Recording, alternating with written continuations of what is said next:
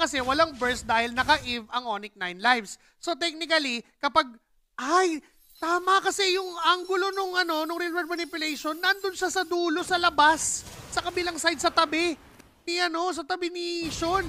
So dun sa namataan, dun sa nakagawa ng paraan para manalo ang Lazy sa Clash. But this time, Awids, wala silang pakialam kay Awids, tumuturi nga lang yata eh. Walang pakiboss pati yung tirislan ni Kuya Keke. That Torre lang ang gusto. Pero clearly, lamang ang Lazy dito by 3K.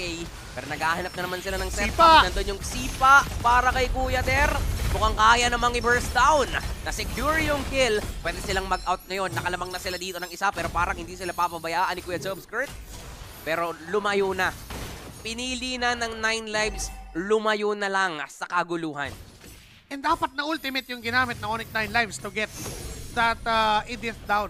So yun yung concern ko pa for Onyx 9 lives kasi dahil sa wala silang burst, nakukumit yung resources. Medyo si Awids at penalty zone! Ay, dun sa likuran! Si Kuya James Fox pala! Meron na namang ginagawang bakbakan. Nasipa siya dito, pero mukhang mabubuhay pa rin naman.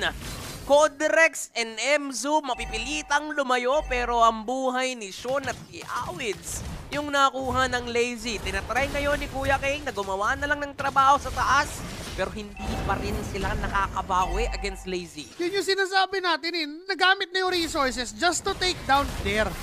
Diba? Anong lumaban na bigla yung Lazy Esports, wala na silang resources. Ganda pa ng mga penalty zone, ang ganda pa ng ikot ni James Fangs. And for this turtle, alam nilang walang sipa si Emsu, kanila agad mapupunta in Ordward, Earth Shatter, pero nakatakas, binashoot po! Naku po, ang dami, apat yung humarap! Hindi na pinatakas pa si Kuya Emsu. Pero dito sa may bandang gilid, alam ni Kuya Kay na kailangan niyang tumakbo.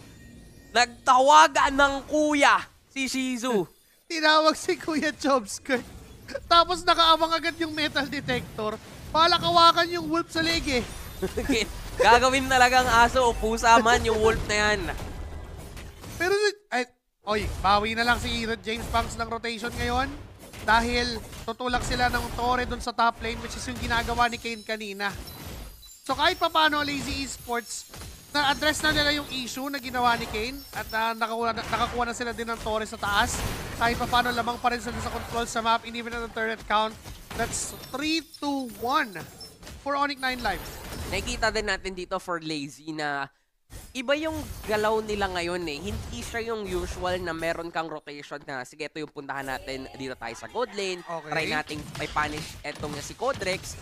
Hindi ganun eh. Laging puro counter eh. Parang sige, ibigay na natin yung buhay ni Der, ibigay na natin yung buhay ni Kekedat, saka tayo mag-punish. Which is the point out mo na kanina, inuubos lang nila yung resources ng 9 lives. And that is why, nakikita natin dito, lamang sa turret push, ang Lazy, ang 9 lives naman, nauubos lahat ng gusto nilang ibigay ng resources nila para lang makapatay. Pero this may change if mabuo yung Ice Queen 1 ni Sean. Kasi nga, right now, glowing 1 pa lang yung meron siya just to counter yung Terizda and even yung Edith. Pati si Jobskirt na rin dahil meron siyang passive yung balik buhay na mabilis. Diba? So, pag nag-Ice Queen 1 siya, medyo mapapabagal. Yes, dahil Terizla may ipit na siya sa loob ng real world manipulation. Even yung Edith, even si Jobskirt might be. Pero, ang idea naman ng Lazy Esports, hindi nyo nahahawakan si Shizu. Oo nga no, parang ang hirap. Ang dami kang, ito yung sinasabi natin kanina, ang daming poproblemahin ng 9 lives. Kasi 3 yung damage dealers ng Lazy. Make it 4 pa nga eh, kasi nandun si Kuya Der. Diba? Pag nag-primal rat yan, ang daming isipin ng 9 lives dito. And gets natin eh kung bakit nila gustong pumikop. Para sana mabawasan yung sakit sa ulo. Ang kaso lang, nababawasan yung damage output nila to the point na doon nag-all in yung Lazy Esports. All in din sa Lord. Walang contest na makikita mula sa Onyx 9 lives. Clearly, nahihirapan ang collegiate team natin ngayon. Nandun yung setup ni Kuya Der at kaya yata i-first down. Penalty zone pa nga dun sa likuran pero makakatakas pa rin naman si Kuya Kane. Si Awids ang gusto nilang itry. Bigyan. Binalik yung tikpa lang kung nasaan ng Lazy Esports ngayon. May sipa. Pero mamamatay pa rin naman si Emsu. Ngayon sumasayaw lang si Codrex pero parang mamamatay pa rin siya. Keke, that's sustaining the team fight. Bumalik na si Kuya Kane. Bumawi lang. Naging 3-for-3 lang ang palitan dun sa laban. Mamamatay din sana si Kane kaso ito shield na bigay ng transformation na meron siya ay nabuhay pa rin siya after that clash. Pero still, the Lord will march down the bottom lane. 3-3. Kahit pa paano medyo tabla. Pero when it comes to the map. Mukhang lamang pa rin na Lazy Esports dahil walang makakadepensa dun sa Lord sa baba. Ito na naman yung nag-all-in yung Onyx 9 Lives and gusto lang yun ng Lazy Esports. Kasi alam nila na may Lord dun sa baba. So, lamang sila even on the minion waves. And for 9 Lives dito, maganda din kahit papano. Okay na yun eh. Kasi Okay na. naparamdam nila sa Lazy Esports na kaya din nilang sumabay sa teamfight. Commendable yung ginawa ni Embo dito. Plus, yung damage na nanggaling kay Sean, nararamdaman na rin eh. Oo, Ice Queen 1, tapos yung damage din ni Kane. Even though nang Thunderbelt pa nga siya kasi may respeto siya sa damage ng isang Nolan. Kaya din pala, na-survive niya kahit papano yung pagpupulis ni Kuya James Punks. 4-1-3 for this Nolan. Penetration items ang meron siya. Yung Heptasis, kaka-up lang din ngayon for James Punks. And si Chomskirt naman, kailangan mo din makita yung yung damage niya. At 108, no? tsaka yung yung pagkakite niya yung nagiging problema din nga pala ng Onyx 9 Lives. Again, ang dami na natin na-point out na problema, tapos ang dami pa nating nakikita ulit. Padagdag pa. Nagpapadagdag pa. Parating pa lang yung electric bill mo, babayaran mo pa lang, dadating na yung tubig. Dadating na rin yung internet. Ang dami pang kailangan problemahin eh. Pero nandito, yung solusyon yata, yung sipa. O yung damage magagaling kay Codrex, naglapag na ng real world manipulation pero pinili ng Lazy na, sige, dumadating pa yung mga problema. Iwasan namin yung problemang yan. Oo. Si Sean na ba ang solusyon?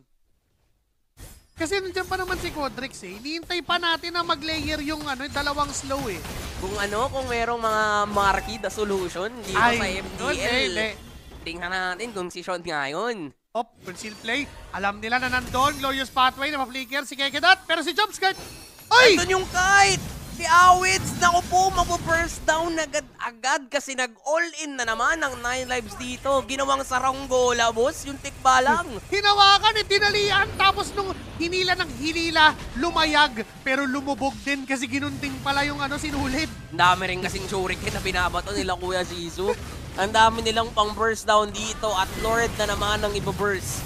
9 Lives, trying sila na makontrol yung game, mabaliktad by actually making a play. Unfortunately, handa ang Lazy Esports to make a counter. Ito na naman yung isa pang problema. Dumating na rin yung bill ng insurance. Ang dami ng bill na dumarating. Ang dami namang bayarin. Ang dami ng bayarin. Nandyan pa yung pang Netflix, HBO. Yung mga subscription, Yung mga boss. subscription. Yung Spotify mo. Spotify, lahat. Yung Bilibili. YouTube Premium. YouTube Premium. Dami. Ang dami, boss. subscription. Ang dami. Meron pa yung yung iCloud. Ang dami, boss. Ang daming isipin ng Onyx 9 Lives. Madami naman silang buhay, oo. Pero kasi, one win away na lang ang Lazy for securing this one. And pwede tayo makita ng potential setup. Lalong-lalo na, nandun naman yung Lord sa may bandang itaas. Sumisili. Kekedat! Penalty zone sa dalawa, pero ang gusto lang nilang gawin ay ma-push yung Tori dun sa gitna. Winter Crown para makatagal, pero hindi siya tatagal kasi nandun si Sean.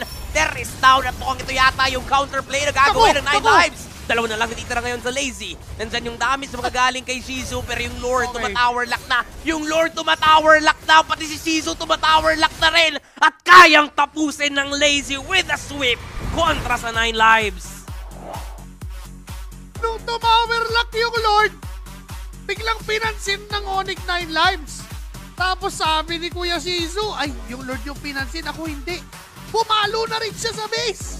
Nainggit si Kuya Shizu dun sa Lord. Gusto na rin yata ng barbecue ng Lord. Gusto lang tapusin yung laban.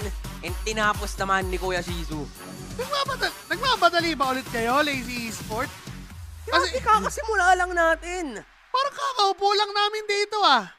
Welcome, the king of the jungle, James Punks. It's Lazy Esports whipping Onyx 9 Lives. Grabe, yung pinakitang lakas dito ng Lazy Esports, truly a team to watch out this season. Diba? Pinapakita sa atin na nagpapatuloy yung momentum nila mula pa nung nakaraang linggo. Parang ROI na talaga eh. ROI na ba?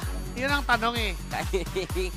Madam, ikaw lang makakasagot niyan. Pero request natin mamaya pag sa MVP, sana kasama nga si Lazy Dapag. No? Andun lang, buhat-buhat lang nung isa. Kaso galing pa silang third floor, boss. Ang layo ni Lazy. Nasa first floor pa. May time pa po kayo para dalhin.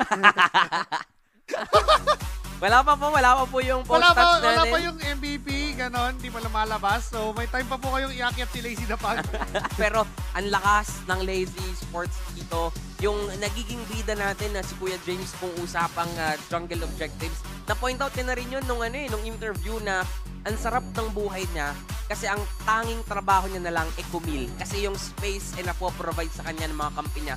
Yung pwesto kanina ni Kuya Obscurt, boss, kanina, nung mga nakalipas na game, si Der lang pati si Kekedat yung humaharap. Oo. Ngayon, si Chobscurt na rin. Dahil sa kakayahan ng hero na gamit niya, which is yung Jushin, and parang ang nangyari for James Punks, naging decoy siya na hindi na napansin, pala yung Jushin ni Chobscurt.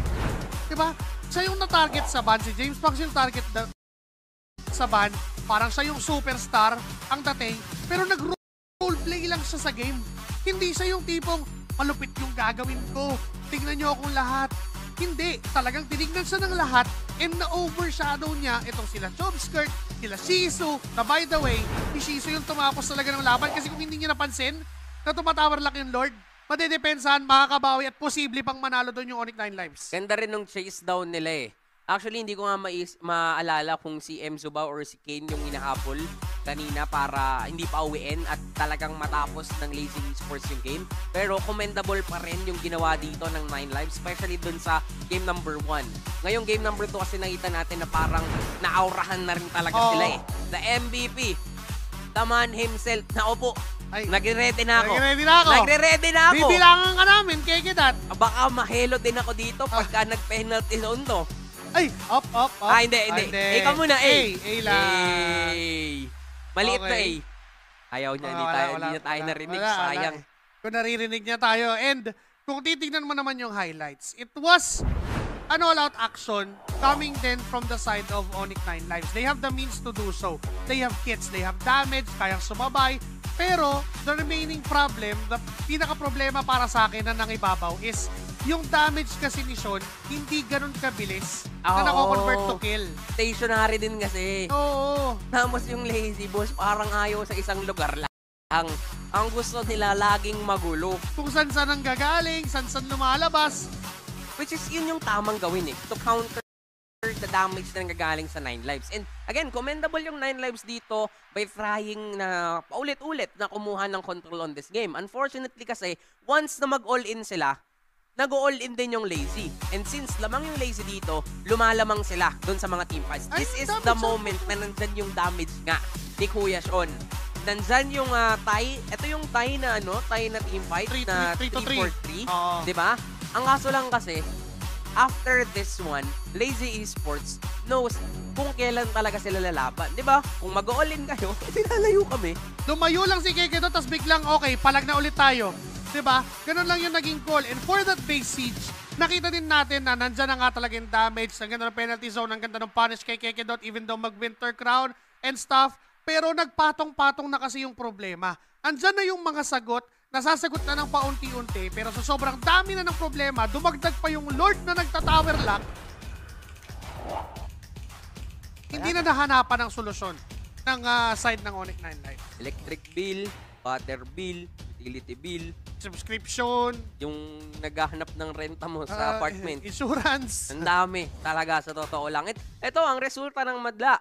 43% ang naniwala sa Lazy Esports. Dikit yung natin, yung statistics natin dito, pero hindi naging dikit yung laban. Oo, talagang pinakita ng Lazy yung dominance nila onto this match against Onyx 9 lives. And not just that, tinapos sila ng mabilis yung mga laban to a point na parang mauubusan nga sila ng barbecue again and again. Hindi, feeling ko parang nagmamadali kasi parang mauubusan. Parang mauubusan. Pero feeling ko hindi na mauubusan yan. Kasi pagkatapos nun, baka mamba out. Pili na ng barbecue. Nakita mo ba si Kuya Chobscurt dun sa MVP lineup? Hindi na. Ayun, bumili na. Wala na, boss. Bumili na si Kuya Chobscurt. Nakabili na sila. Wala na. And nakita natin dito yung lakas ng Lazy Esports. Plus, for 9 lives, definitely kailangan nilang mag-come up. hindi sa mag-come up eh. Kailangan nilang mas solidify din yung chemistry nila plus yung composition nila. Tiga ko, parang nandyan na yung pwedeng interviewin kasama si Odin. Okay. Game na yata. Kami nakasama nyo for the last series. Josh and QWERTY, paalam sa inyong lahat. Odin, andyan rin ang interviewin mo eh. Game na. Maraming salamat, caster, sa pagsama sa 3 matches ngayong araw. At talaga namang hindi ako makapaniwala sa mga larong nakita natin for day number 1 of week 3.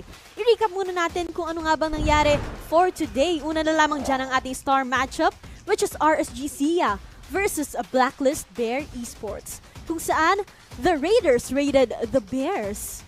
Reverse sweep para sa kanila. Meanwhile, 2 sweep ang napanood natin ngayong araw, which is Team Liquid Academy and RV Fried Esports. Pinahirapan doon ng Team Liquid PH Academy ang kanilang kalaban. At sa huling match ay nagtapat ang current organization at ang old players na under ng Onyx, which is Lazy Esports, kung saan swinip nila ang kanilang kalaban. They showed dominance all throughout the match at talaga namang unti-unti nang umangat ang puntos ng ating mga players. And I guess ready na din makausap ang ating team na nanalo kanina, which is Team Liquid PH Academy. Hey guys, are you on the line? Yeah! Wow! Ready kayo para sa interview natin. Guys, again, congratulations for winning this match. Ano ang pakiramdam nyo ngayon na after nyong matalo sa una nyong laban, ay nagdire-diretso na yung panalo nyo hanggang ngayon? Ano po, siguro very fulfilling dahil after ng hard work tsaka ng pag-grind ng players, maganda yung resulta ng yung maganda yung outcome ng hard work nila. Masasabi niyo po ba na yung talo na yon before ay nakatulong sa inyo para mahanap ko yung tamang chemistry sa buong team nyo, coach? Yes, syempre nung after namin matalo sa RRQ, we took that as a sign and an inspiration na marami pa talagang pwedeng i-work on tsaka i-build up, especially yung chemistry. Tapos kung may changes man kaming ginawa, siguro 4 sets a day kami, gano'n. Ay, so dinagdagan nyo at mas pina-intense nyo yung mga scrim nyo pa, coach? Yes. Ayan. Dahil nga po nasa win streak kayo ngayon, ano ang plano nyo para mapanatili tong win streak? Gusto ko makausap si Aizawa naman. Bang! Ay, Ayan. Anong gagawin nyo para ma-keep up tong win streak nyo? tuloy-tuloy lang sa pag-practice. Huwag makakampante. Okay. At nakita namin kasi sa mga previous na games mo, gumagamit ka ng mga heroes na unexpected. Meron pa ba kami may expect moving forward?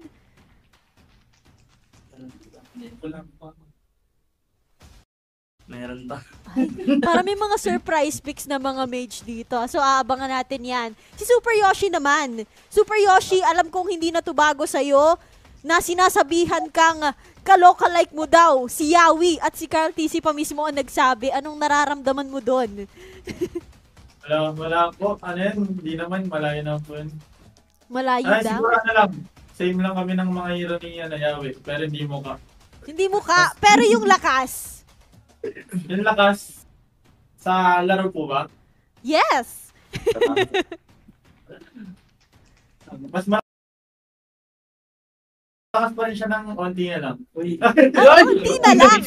Coach, batakin niyo na po si Super Yoshi. Feel ko, unti na lang masasabi niyang siya na ang Yawi ng MDL. Hindi po. Kaya pa. Alam naman po natin lahat na RRQ Kaito ang inaabangan yung team na makatapat. Pero dahil nakalaban nyo na sila, meron pa ba kayong ibang team na inaabangan? Meron. Siguro Omega po. Omega. Lazy Omega po. Lazy tsaka Omega po. Yung Omega po kasi hindi pa nanatalo ngayong season, di ba? Tapos yung Lazy natalo. Yung Lazy natalo ngayon. Pero Lazy rin po kasi malakas rin po sila ngayon. Lazy na. Okay. Meron ba kayong message dun sa mga teams na yun? Touch. Good luck lang sa atin. Short but sweet. Boy. Ay, humble, sabi ng mga players. And any message naman sa lahat ng sumusuporta sa Team Liquid PH Academy? Siguro po. Kuroro, ikaw na. Tinuturo ka na. Ano? Ulit. Message na sa Fans.